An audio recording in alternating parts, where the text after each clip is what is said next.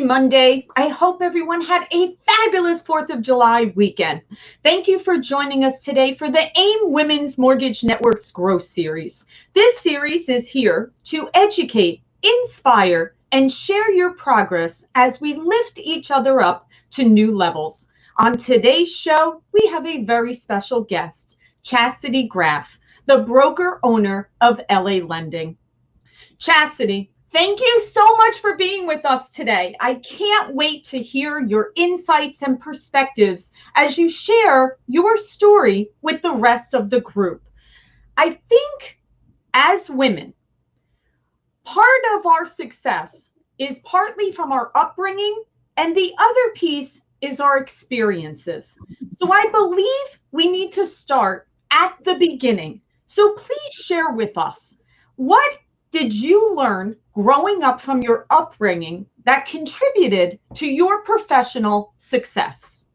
Well, Laura, thank you first for inviting me on here and letting me share my story with everybody. I find it interesting. I don't know if it's just me, but I hope that I can inspire some others and, maybe just inspire all of us moms to go home and have little pep talks with our daughters, because in all honesty, I really think that mine started there. I was raised by a single mom who never hesitated picking up a second or a third job if she needed to. And then I also had a very strong power-in and godmother. I'm Catholic, so it's kind of a big deal, in the Catholic faith if we have a power-in and a nanny. And those three people shaped me into who I am. I can honestly say that I started with nothing. I mean, we were very, very, very poor. I was raised many times. I can honestly say that we didn't even have a house or a home until I was like 16. Wow. So things like that shaped me to know that I was going to go out and work hard and achieve my dreams, regardless of the situation that I was in.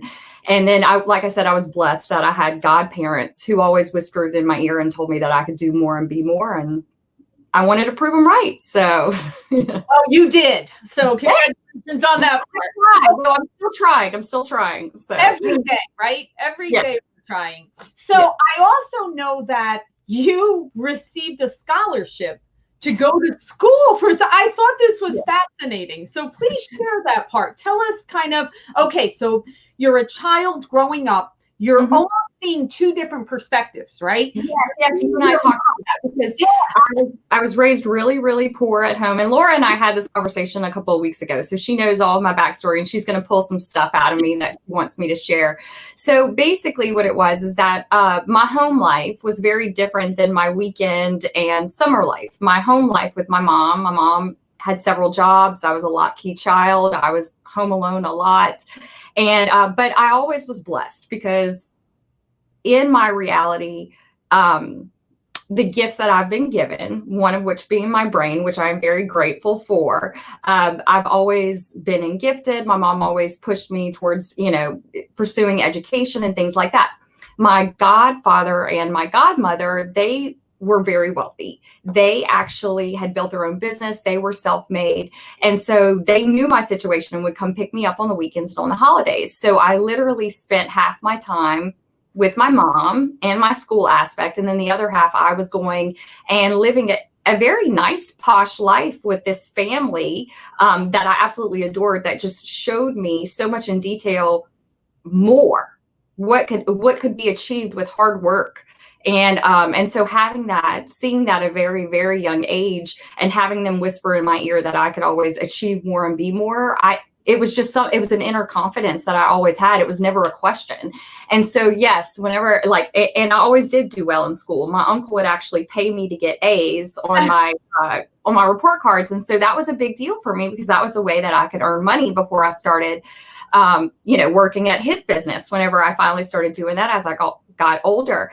And hard work was always something. Math was always something. And I got 2 scholarships. I got the regular Louisiana, whatever you want scholarship. You can go do whatever you want. But I also was granted a full ride on a petroleum engineering scholarship. And I just remember at that time, I was 18 and I was like, I am not going into engineering. I have done school. I have been there. I've done that. What's easier? What hits my mode of thinking? And I really thought for a little while I would go be an accountant or anything like that. I hated that, which is so funny. But it's all full circle brought me to being, a mortgage broker who actually excels in marketing, because that's where my degree was. Mm-hmm. And it's full circle brought me into, being this business owner that I have been for 13 years. That's awesome. And I will tell you, when you think of being able to have both perspectives, to be able to see that your environment doesn't define you, right? You took those lessons learned as a child and you saw both perspectives and you said, okay, I kind of know what I can have, but I also know that I need to stay on track and I need to get good grades in school and I need to make sure that I have a plan to be able to reach where I want to go. And that really is a blessing. So that's awesome. Being raised by a single mom, it's also, I want to bring my mom with me. I want to go to these places, but I want to be able to provide for her things that she couldn't never do for herself. So that's also been a huge motivating factor for me. That's awesome. That's awesome. Okay, Chasity. So here's the question. We all have our story. How did you get into the mortgage business? Okay, so that's a good one. So because I jumped into that marketing degree, I was really just looking for something at LSU that I could go and have a good time and not really stress as much as my whole past educational experience had been in Gifted and Magnet. And so I chose marketing. I really like advertising. I always have. I'm a very visual arts person. I'm very artsy, but I love math. And so I graduated with a marketing degree. I started working for Fox 44, the local Fox affiliate, and I was an account executive. I was going out and selling $1 million accounting, $1 million advertising plans. I would make commercials. I would go tell these business people at 22 years old that this is what they needed to be spending per month, and this is when they needed to air it. And it was obnoxious. I mean, the fact that they trusted a 22-year-old with that kind of responsibility, I could go back and slap them all, because I would never send me as a 22-year-old into a business like McDonald's, literally, where they were spending $6 million a year on Fox and having me sell that. But I was very good at what I did. I can't say that I would go back and do it again, but I used to tell people I sold promise on a piece of air. And then I just so happened that I had a very good friend whose uncle ran a nationwide lending company, a wholesale lender here, and he was looking for an account executive.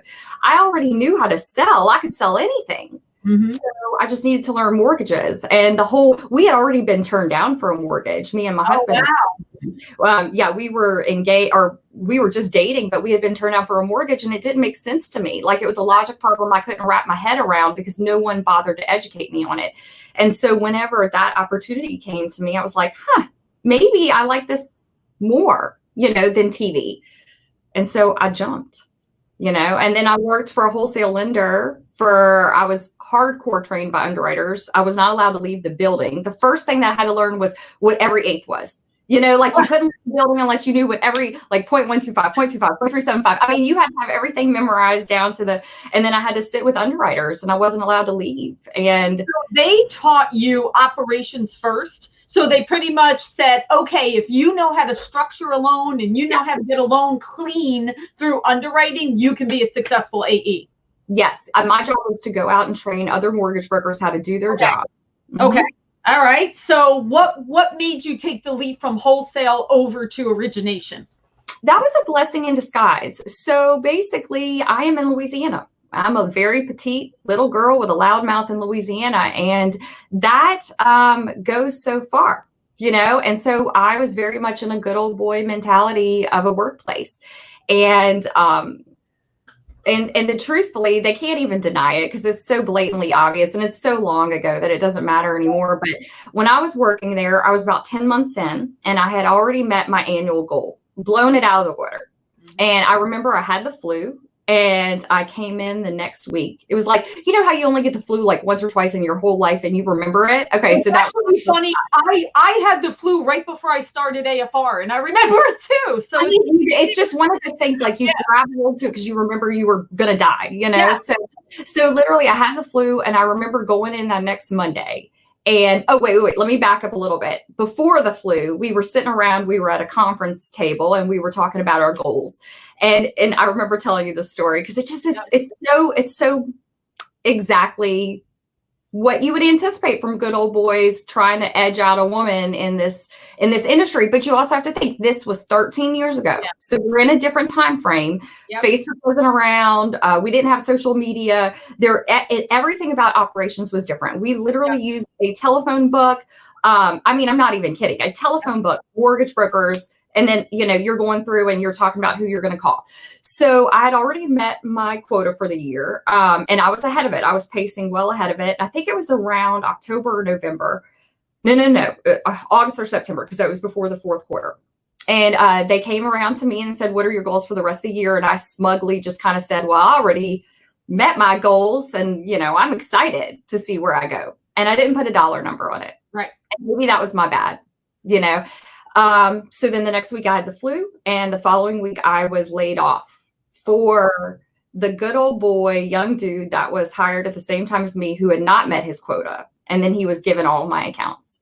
Right. So I did what everybody does when they get laid off, and I went and filed unemployment. And then I decided to jump in and open First Mutual Mortgage. It was a derivative of a Mississippi mortgage company, somebody that I had created a relationship with, who just said, hey, I'll hold your broker license and I'll kind of teach you the ropes.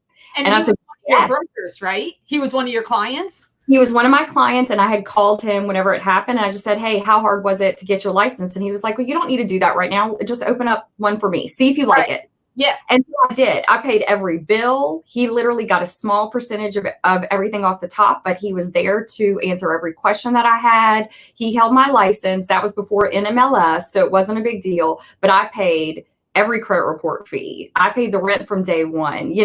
Honestly, it was mine from the get-go. I just had a sponsor, basically. Right. And then about 2 years later, I loved him. I had gotten everything I needed out of him. And he decided he was selling that company in Mississippi, and I decided I was opening LA Lending. So that's where we left it. It was a very wonderful growth experience. But yes, I can definitely think that wholesale lenders unemployment for me opening up my mortgage company. Well, so that's the whole way you have to look at it, Chasity. I mean, you have to look at it as, and that was an opportunity, right? It wasn't meant to be. That door was supposed to close, and it was supposed to show you the path that you are now going on, which is great.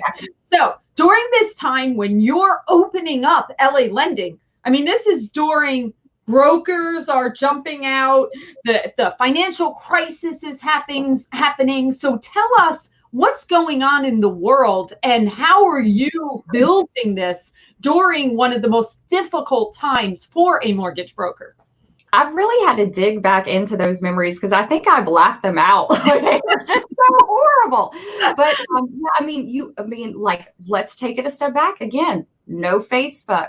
There is no community. There is no one to talk to. I am alone on my island, and now I own LA Lending all by myself, and I am not friends with any mortgage people in town, and I am literally the sole broker owner who's sitting there peddling my own stuff. And as scary as that was, because I always said I would reinvent the wheel all of the time, at the same time, maybe it kind of gave me this shell of protection too, because I wasn't hearing other people's perception of what my reality was. I was living my reality, but then having random salespeople call me and say, mortgage brokers are horrible. You need to become a loan originator for every lender under the sun, because my history is that, I'm a clean mortgage broker, clean loan originator with A-paper products, but even then they didn't track us, So, I would say I was headhunted, but it wasn't like it is now, with the data available now. I would think it would almost be worse if we went back. Every day there was multiple phone calls. Every day there was multiple emails. Everything on the internet said mortgage brokers are going down. You guys are the cause of all of this. I remember bumper stickers that said we were worse than attorneys. And it wasn't loan originators. It wasn't Chase Bank. It was mortgage brokers have done this. The word broker was attached to that. And everything, if you've known me my entire career, I've always used mortgage broker as my term. I've never used loan originator. I've never used mortgage specialist. To me, the benefit is being the broker. The benefit is the ability to not work for that lender. And so always touted that. And now that word was being tarnished so much, I was deathly afraid of what I had jumped full in. But I was 27 years old and I had just bought a house. That was like my only bills were the business and the house. Right. So I just decided to stick it out. Which obviously you've done very well, and you're more faith in myself than I had in anyone else that was coming in externally and telling me something different. So now, lessons learned. Okay, so here you are. You took that leap of faith. You opened up LA Lending back when everybody needed to point the finger to someone, and you said, no, that's not the case. I'm proud of being a mortgage broker before it was looked upon that way, right? All right. So now, fast forward, here we are in 2020, all these years later. What are the biggest lessons that you have learned that you want to share with all the women that are part of the group? What are the most important things that you want to get across to them? There's so many, because for so long, I think I didn't give myself enough credit for being a woman that's kind of paved anything in this industry. I just kept my head down and knew if I did the work that the results would come.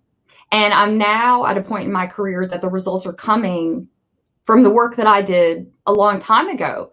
And now I'm having to take a step back and going, are these the results that I still want?